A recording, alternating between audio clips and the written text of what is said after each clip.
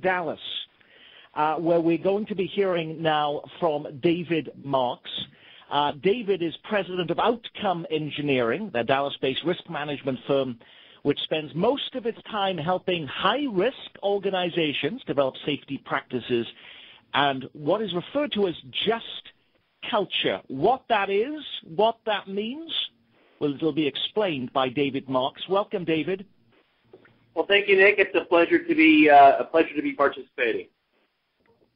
Okay, just culture. Again, lay people here don't understand exactly what that means. What on earth is this?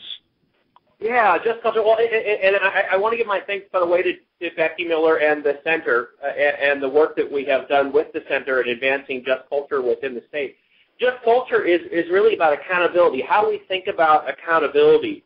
And in our discussion thus far, we've talked about reporting and the need for individuals to raise their hand and say, I've made a mistake. Yet at the same time, when you look at things like hand hygiene, there's the issue of how do we hold people accountable for the choices that they make. And the just culture is a movement that has been occurring in aviation from 15, 20 years ago, is moving through high-consequence industries, and it's really how to redefine, to some extent, our system of workplace justice. You'll see it most recently in the case of the air traffic controller at Washington National that fell asleep. And we have been seeing a lot happening in the air traffic control environment right now around how do we hold controllers accountable for the part that they play in the aviation system. And the controller that falls asleep being perhaps qualitatively different than the one that sets up a cot and pulls out his blanket ready to sleep by choice on the shift. Likewise, in healthcare, we see the issue of hand hygiene. We have, we hear 100,000 lives a year due to hospital-acquired infection. We're told by our healthcare community the number one thing we can do is wash our hands, and ultimately we're sort of stuck at about a 60% hand hygiene compliance rate as a country. And how do we hold people accountable? How do we get our practitioners to get up to the 99% compliance rate? And just culture is finding the right balance between we want you to raise your hand when you've made a mistake, and finding the right way to hold individuals accountable so that through their actions and through the systems in which they work, we can actually produce the outcomes that we want to produce.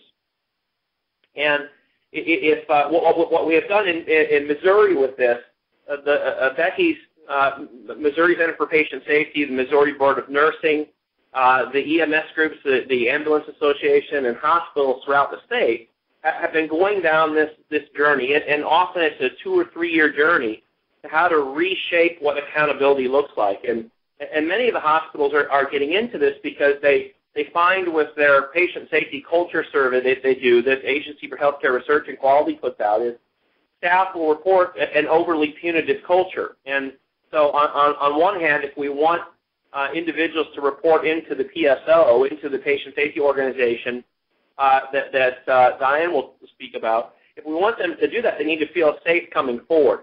Yet at the same time, we have to also hold people accountable for the choices they make, just like we struggle with how do we hold a controller who falls asleep on the job accountable. And Just Culture tries to provide us a bit of a map on how to do that. Okay, terrific. Let me just say, but can you just tell me, David, you've done a fascinating presentation, okay, thus far, and we can continue on. But let me ask you, can you give me one example of something where you have held physicians accountable? Can you give me an example of what that might look like? Yeah, well, actually, you do see examples where, and a good one right now, actually, to reduce wrong site surgeries in the U.S., the Joint Commission, World Health Organization, came out with a protocol in part for prevention of wrong site surgeries. It was safe surgery protocol. And part of that is we want to mark the site before we go into surgery. We want to make sure we're not doing that wrong site surgery. We also want to have a timeout before we go into surgery. And we're in the operating theater, we're about ready to do surgery, and we call the timeout, and we expect the whole OR team, the surgeon, the anesthesiologist, the scrub, the circulator, to all participate in this. And culturally, if you've had a surgeon who said, look, I've been doing surgery for 20 years, I've never had a wrong site surgery because they're relatively still rare events. I don't want to participate in this timeout. I know you've created a policy as a hospital. I know Joint Commission has done this, but I don't want to participate. And you do see hospitals around the country, and most of them, and this might sound bizarre to the public, but where we, to some extent, given the surgeon a pass and said, even though this is a safety rule, it doesn't apply to you because you haven't had harm. And we see hospitals around the country saying, look, if you're going to participate, if you're going to do surgery in our OR, if you're a surgeon that's an employee, you're going to be held accountable. If you choose not to participate in the safety timeout, in the safety process, you're not going to have privileges here at this hospital. And those are the examples that we're seeing, because where we are today is to some extent, there's two sides of the coin that are bad around just culture. One is we have an expectation of perfection out of our healthcare provider. When bad outcomes occur, we're preconditioned as human beings to say bad outcome caused by a bad actor, and we go whack the actor. The flip side of that, though, is that we have a tendency to turn a blind eye when there's been no harm. So it's that no harm, no foul. We see it embedded in drunk driving laws. We see it embedded in society as a whole where, well, I have this freedom that I'm protecting. I have this autonomy that I'm protecting, and as long as I haven't harmed anybody, I'm not going to be held accountable. And what we're really saying in raising accountability is, look, you're going to make mistakes. You're a fallible human being. That's going to happen to you. The human errors are going to occur, and we need to look at the systems that create that environment that causes the error to occur. But on the flip side, just as we tell our teenager, you have choices to make in life. And the surgeon, just like we tell the teenager, this rule applies to you. And we expect you, when you come into the OR, that you're going to participate in the timeout. And we expect you won't have a wrong site surgery in your life. But in order to reduce the rates of what we want to be nationally, we need you to participate in this safety protocol. And you see hospitals that were at the 50% hand hygiene rate, getting up into the 90s and high 90s, in part just by saying, how are we going to be accountable to each other and holding each other accountable for complying with the rule that's a good rule.